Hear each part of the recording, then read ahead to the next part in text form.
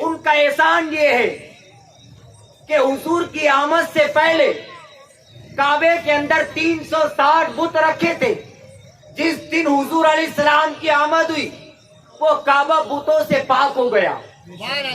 یہ حضور کی آمد ہے, یہ میلاد کا صدقہ ہے.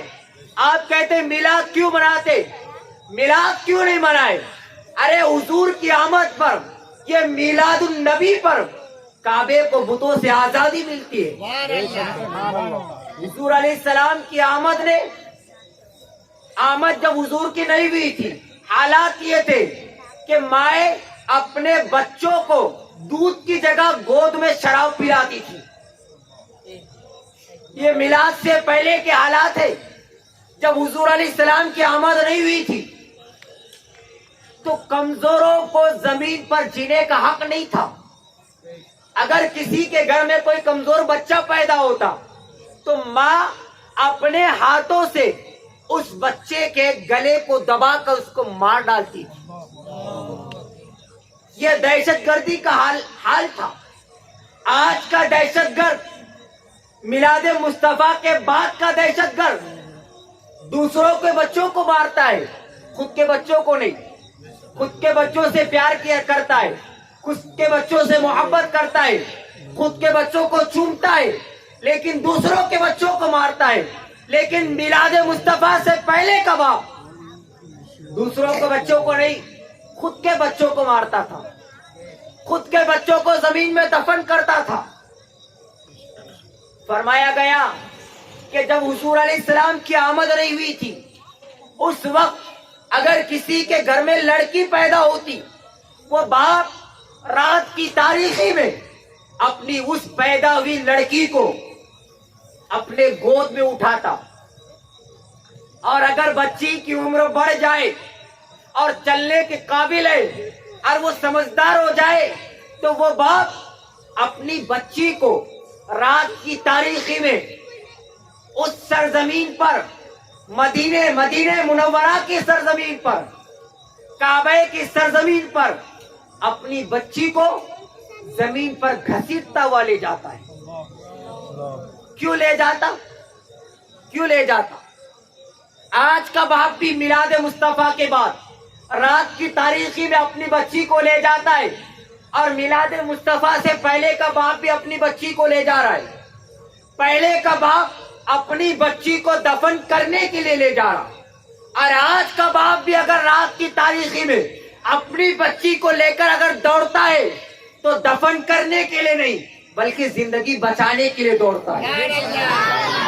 ہاسپٹل میں پہنچتا ہے, ڈاکٹر سے کہتا ہے میری بچی علیل ہے, زندگی کی کمائی ہوئی دولت کو تیرے قدموں میں قربان کر دوں گا, لیکن میری بچی کی زندگی کو بچا لینا.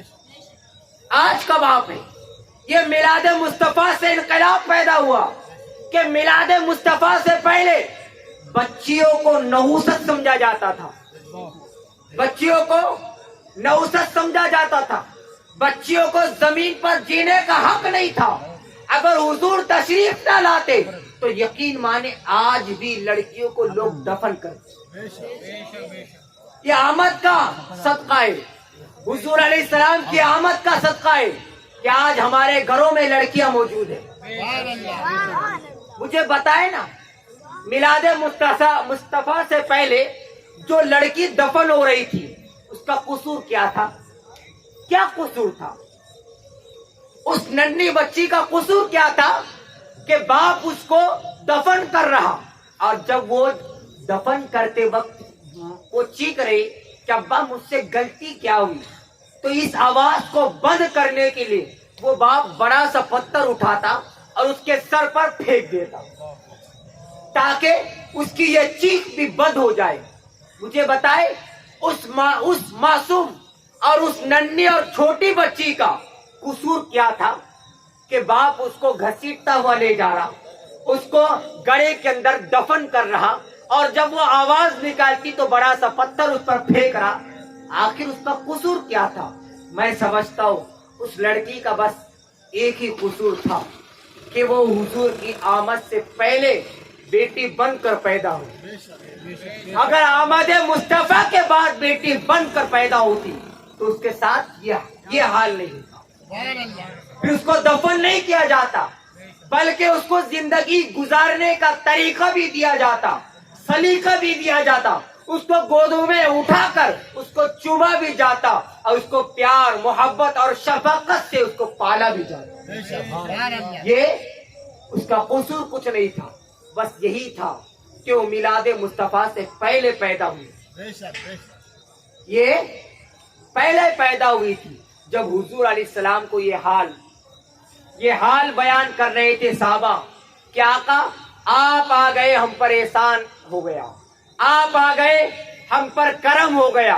آپ نہیں آئے تھے آقا, ہم گناہوں کے دلدل کے اندر ڈوب چکے تھے, ہم گناہوں کے اندر ڈوب چکے تھے. ہم نے اپنی بچیوں کو دفن کیا, اور ایک ایک نہیں بلکہ 4 بچیوں کو ہم نے دفن کیا. اس طرح سے آمد کا ذکر کر رہے آقا, آپ نے آ کر ہمیں زندگی گزارنے کا طریقہ دے دیا, زندگی گزارنے کا سلیقہ دے دیا.